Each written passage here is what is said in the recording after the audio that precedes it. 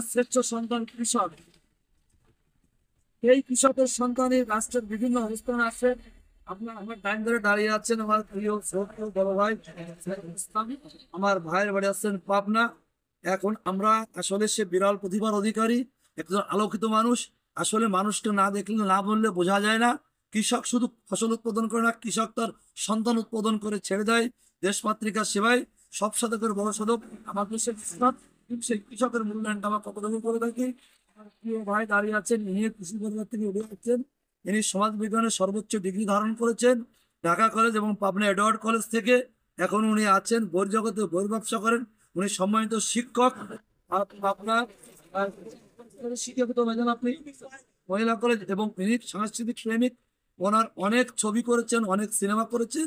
অবাক বিষয়, আসলে আমরা কার ভিতর কি প্রতিভা লুকিয়ে আছে আমরা জানি না। ওনার সিনেমায় বাংলা বিশ্ব দরবারে বাংলাদেশের মুখকে উজ্জ্বল করেছে, আমরা অনেকেই জানি না।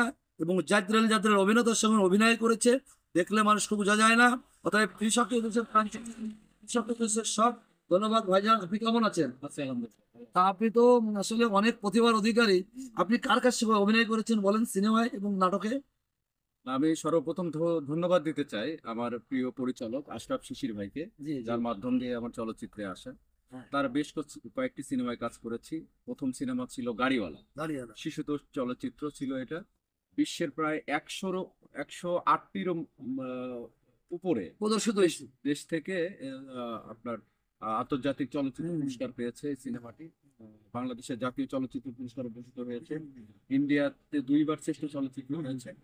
এরপরে আপনার আমরা করেছি আমি পৃথিবীর সব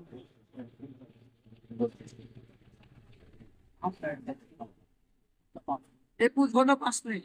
ওরে বাবা। হ্যাঁ,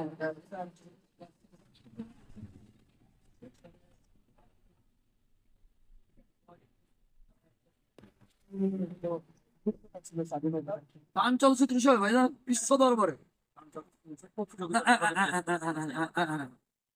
এরপরে আরো বেশ কিছু সিনেমা রয়েছে, নাটক আছে।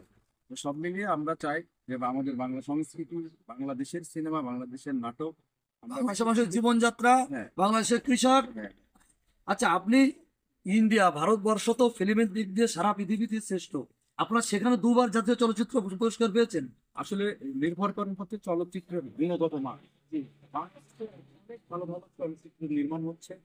আসলে আমরা সিনেমাটা দেখি না, কি সিনেমামুখী হচ্ছি না। কারণ একটা সময় এই সিনেমার খুব ভালো, আহ, আমরা বলবো যে সুন্দর সময় ছিল। একটা সময় এই সুন্দর দর্শক সিনেমা বিমুখ হয়ে গেছে। এখন অনেক ভালো ভালো সিনেমা হচ্ছে। আমরা আশা করি বাংলাদেশ এই বিশ্বের দরবারে এই চলচ্চিত্র নিয়ে অনেক দূর এগিয়ে যাবে। ধন্যবাদ। আমি শুনেছি আপনি রাইসুল আসাদ, রোকেয়া প্রাচী এদের সাথে অভিনয় করেছেন। এটা তো বাংলাদেশের বিখ্যাত আর্টিস্ট। একটু কেমন কি দিকে অবস্থাটা বলেন, কেমন লাগছে ওদের না, সাথে অভিনয়? ওনাদের সাথে ওনারা একই সিনেমায় কাজ করেছি, কথা বলেছি। একেবারে নিরহংকার মানুষ, খুবই কাছের সত্যিকারের মানুষ। পরিচিত আমি ধন্যবাদ জানাচ্ছি মাসুম মাহমুদ চাচাকে। উনি মাধ্যমে উনি সিনেমার মানে শুটিং এর পাশাপাশি উনি আমাদেরকে একজন আলোক মানুষ হিসেবে আমি ওনাকে সবসময় সামনে রাখবো। তো মাসুম আজিজ, রাইসুল ইসলাম আসাদ, এরপরে আপনি তো কিন্তু বিশাল আর্টিস্ট। এরপরে অনেক অনেক চলচ্চিত্র অভিনেতা বাংলাদেশে এসে দাঁড়িয়ে দিয়ে আচ্ছা, আপনি খুব ভালো আবৃত্তি করেন, ডিবেট করেন। আপনি পাবনা এডওয়ার্ড কলেজের ডিবেট ক্লাব আবৃত্তি ইয়েটা সংগঠনটা আপনি প্রথম চালু করেছেন, এটা আমরা পাবনা থেকে শুনেছি। তো এই সম্বন্ধে আপনি একটু কিছু বলেন, সত্যি সংক্ষেপে। না, একেবারে সংক্ষেপে বলতে গেলে আসলে সাংস্কৃতিক জগতে যারা থাকবে সব দিকেই তাকে কাজ করতে হয়, আবৃত্তি বিচারণ করতে হয়। হ্যাঁ হ্যাঁ। তো আমরা ডিবেটিং ক্লাব, এডওয়ার্ড কলেজ সাংস্কৃতিক সংসদ, এগুলো আমরা মানে শুরু থেকেই কাজ করেছি। এটার উদ্দেশ্য হচ্ছে নতুন নতুন সংস্কৃতি কর্মী এটা বের করে নিয়ে আসা। অনেকের প্রতিভা আছে, আসলে তাদেরকে খুঁজে বের করা খুব কঠিন হয়। এসব মাধ্যম থাকলে আগ্রহ করে আছে এবং পরবর্তীতে তারা আসবে। তো সাইদুল ইসলাম ভাই, আমাদের ভাইয়ের সঙ্গে আমঝুপি মেহেরপুর এসে দেখা হয়ে গেল।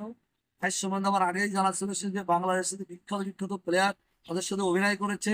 এবং তার তার যে 21 মিনিট 21 ঘন্টা পাঁচ মিনিট। 5 মিনিট যে চলচ্চিত্রটা, সেটা কান চলচ্চিত্র উৎসবেও অর্থাৎ ইসে গিনেস ওয়ার্ল্ড গিনেস ওয়ার্ল্ড বুকে রেকর্ড করেছে। এটা আমি আগে থেকেই জানতাম, এটা আমি দেখেছি এবং আসলে আমাদের সৌভাগ্য বলেন যাই বলেন না কোনো, ভাগ্যক্রমে তার সঙ্গে দেখা হয়ে গেল এই আমজুবিতে হচ্ছে। আমরা তার একটা সাক্ষাৎকার নিলাম। আসলে স্যালুট জানাই এইসব কৃষকের সন্তানদের, যারা বিশ্ব দরবারে বাংলাদেশের মুখকে উজ্জ্বল করেছে। স্যালুট জানাই বাংলাদেশের কৃষিকে, বাংলাদেশের কৃষককে। ধন্যবাদ। ভালো থাকবেন।